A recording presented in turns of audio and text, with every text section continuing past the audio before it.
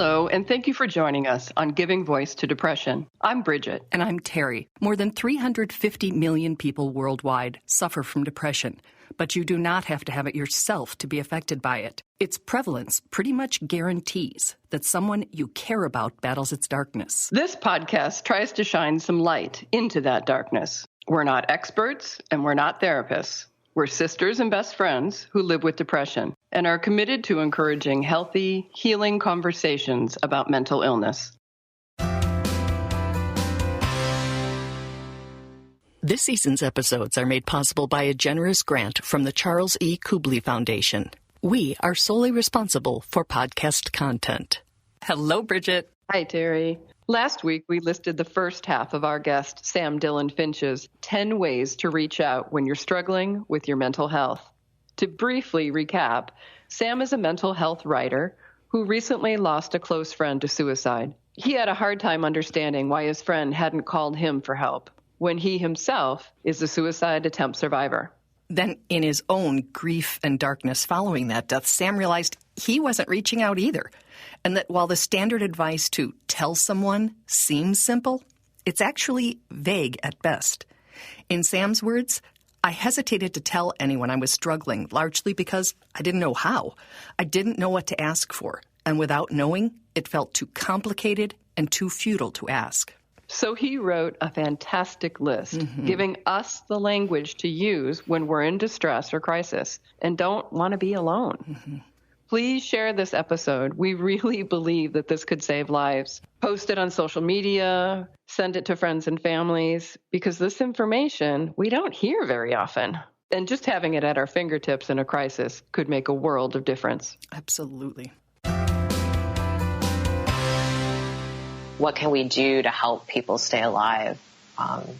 What kind of tools can we give people that don't rely on waiting for a psychiatrist appointment that could take 3 or more months, or waiting for a therapy appointment that's coming at the end of the week, or any number of barriers that exist because the system as it is situated doesn't always have immediate support in the ways that people actually live their lives actually need that support. So any tools that we can offer people to help them figure out how to navigate these situations. The tools Sam is providing are specific, suggested language, phrases that could get us the help we need and save us the stress of trying to come up with the wording when we're in a dark and unresourced place. We pick up with number 6, which is, I'm having a hard time taking care of myself. I need extra support right now around, and then name a specific task. Can you help? I know that one of my big triggers when I'm going through some kind of episode is that if my apartment is a mess, everything feels about 10 times worse. And I think it's really valuable too, because to be honest, I don't think every single loved one in my life is necessarily equipped to help me when I'm in some kind of difficult space. But I'm pretty sure most of my loved ones can come over and I don't know, help me hook up my cable box or help me do the little things that could improve my quality of life. There are so many levels on which this one makes sense, right? The person who's struggling gets some needed help. The person helping gets to lay eyes on them, see their place, and get a feel for how they're doing and what other support they might need. And people who want to help but just didn't know how now have a specific requested way. I think you would be surprised by how many people are actually willing to mop your floor if they know that you really, really need that, and that's a concrete way that they can help. No matter what depression may be telling you about no one caring or you not being deserving of kindness, Sam reminds us that it is okay to ask for a hand. Helping make an appointment, getting your laundry done, going to the grocery store together, whatever would help you move forward. Number 7 on Sam's list of suggested ways to reach out is saying, I've been feeling low. Could you please remind me about what I mean to you or share a favorite memory? It would really help me. And I thought, how powerful would that be if someone were to ask for that from their support systems when they're in a really difficult place? Because arguably that's the moment in which you most need to hear those things. And I also think it's great because there are so many instances in which we don't really want to tell people like, oh, I'm having this really, really difficult time. So to be able to like make it into something kind of fun, I just think is brilliant, because you don't really have to be vulnerable in that situation. You can just say, I'm feeling low. You don't have to say why or how. And then you can invite people to contribute something, whether it's like a memory they have of you or something that they value about you. And I think that any time that you can kind of protect your heart and get something really, really nourishing in a difficult place is a really great approach. And that outreach may feel smaller or safer than some of the others on the list. And again, it would counter depression's messaging that you don't matter to anyone. It could prompt a mini version of your own It's a Wonderful Life. I really like the idea of reminiscing as a form of healing, because I think those blinders can come up so quickly. And so to be able to reach out to someone and reminisce and remember the life that exists outside of that kind of enclosed space that mental health crises can kind of put you in, I think that's really valuable. That can be over coffee, that can be over FaceTime, that can just be like an email that you send. Number 8 is near the other end of the spectrum. This one's designed to sound an alarm.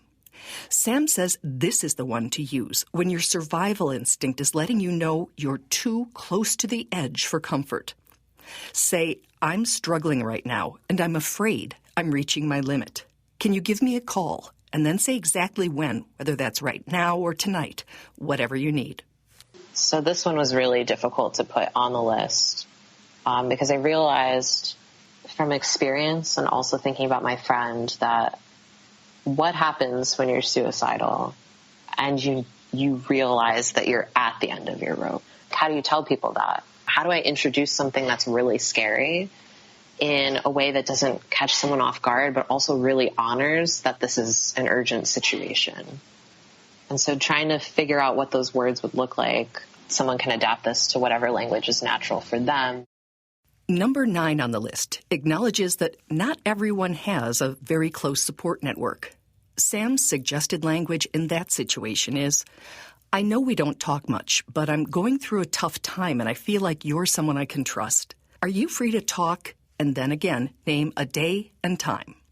We think that the only people that we can talk to are these really established relationships of people that, you know, you've already had these lengthy investments in, but that's not always available to you. And I like the idea that if there is someone that's kind of on your radar as someone that you've thought about being close to, I don't actually think it's ever too late to reach out to someone and just see what kind of support they might be willing to offer. Relationships can unfold in all different kinds of ways. And sometimes it's very true that a crisis or a difficult time can bring people together. And I don't think that's necessarily a bad thing. It can be really helpful to cultivate those relationships.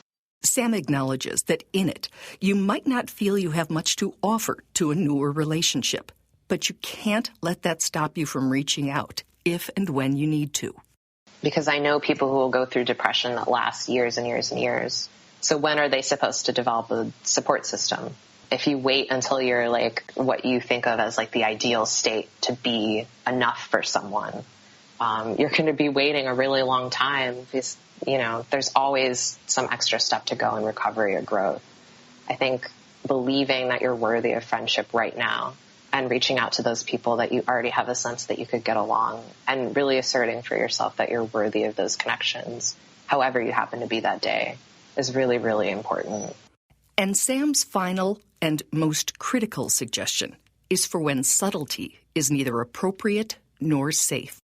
In the same way we're taught to be direct in asking someone if they're suicidal, if you're that someone, it's time for straight talk. Say, I'm suicidal. I need help right now. At least for myself, when I've been suicidal, sometimes I've been really reluctant to say anything, and I forget that sometimes an emergency is just an emergency. And that at a certain point, if it's a life and death situation, it warrants action, and action without apologies. If it's the difference between life and death, there is no reason to apologize, no reason to hesitate. It is okay to just say, I'm suicidal, I need help right now. Keep asking, keep stating what's going on until someone listens without apology, without reluctance. If you're listening to this and thinking, oh, I just could not do that, or I wouldn't want to be a bother or burden someone, realize that is stigma talking, not your much-needed survival instinct. If you drove your car into a lake and the car is sinking and you're just trying to figure out which way to swim, I don't think anyone is going to judge you when you emerge from the murky depths and you wave down a boat. I think at that point, people are like, let's get you out of the water. And I think similarly, when you're suicidal and you're finally at that point where acting feels inevitable, it's the same thing. If you say, I need help right now, it's an emergency. That's what it is. Because oftentimes we look at mental health struggles sometimes as like some kind of personal problem. There comes a point where it's an emergency, and it is absolutely okay to respond to it as you would any other emergency. Sam and every single other person who has lost someone to suicide will tell you without hesitation that they would rather have been called at any hour of any day or night and been bothered than have lost a life they cared about. If you don't believe anything else we've ever said, believe that. Really and truly, if my friend had called and had said any number of the things on this list, there's nothing I wouldn't have done, because I would so much rather than be alive. And at the end of the day, that is really, really very important, is staying alive. Sam is planning to write another list for how to respond if you're on the receiving end of one of these cries for help. And before the ink dries, we'll be calling him again to do another episode. Oh, Terry, believing you are worthy, that's the bottom line. It's so base. It's base unless you're completely depleted by depression and convinced you're not, and that everybody's better off without you, and then it's not, then you got to really reach for it. Totally. Yeah.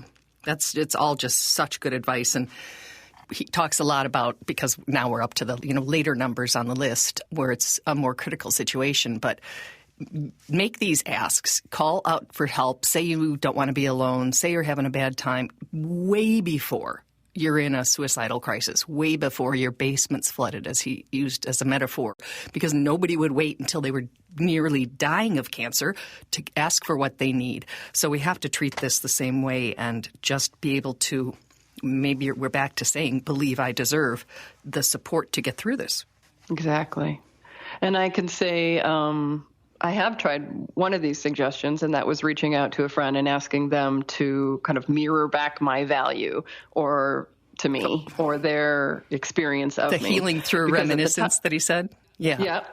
Because at the time, my brain was just telling me horrid things about myself, like only horrid things about myself. And I knew I needed to stir in some positive reality-based observations that I wasn't able to conjure up within. So I actually printed it out and I kept it. And I assume there will be another day in the future that I'll need to pull that out and be reminded of my value. But it was a great exercise for me. Cool. I'm glad to hear that. I can write you a whole book if you ever need it. Ooh, I'd love it. I'll print it. And we will be linking to this entire list, all 10 points, and Sam's blog as well. They'll be on both our Facebook community page and our website, givingvoicetodepression.com. And while we're on the theme of reaching out for help, accessing resources that are available to you, there are a lot of people who aren't going to call someone they don't know well and maybe don't feel supported by people they do know well. So our next episode is going to be with John Draper of the National Suicide Prevention Lifeline. That's available 24/7. We'll give you the 800 number. It's in the U.S., but there are lifelines in other countries as well. And we will talk more about ways to get the support you need to get through whatever you're dealing with. Yep. And Sam, I so appreciate your candor and keeping it real. Thank you. And just his wordsmithing. I love the word choice. It just really resonated with me. Me too. All righty. Thank you, Sam. Thank you, Bridget. And we'll talk next week with John Draper. Bye, Terry. Love you. I love you too, hon. We hope that these shared stories bring out a little more understanding or help people articulate their experiences of depression a little more clearly or more freely. Thanks to everyone who's digging deep and finding the words and finding the courage to give voice to depression. You can find all the other episodes, some resources, and a blog on our website, givingvoicetodepression.com. And you can find the podcast most of the other places that you find podcasts. Just Google it, as our mom says. And please remember, if you're hurting, speak up. If someone else is hurting, listen up.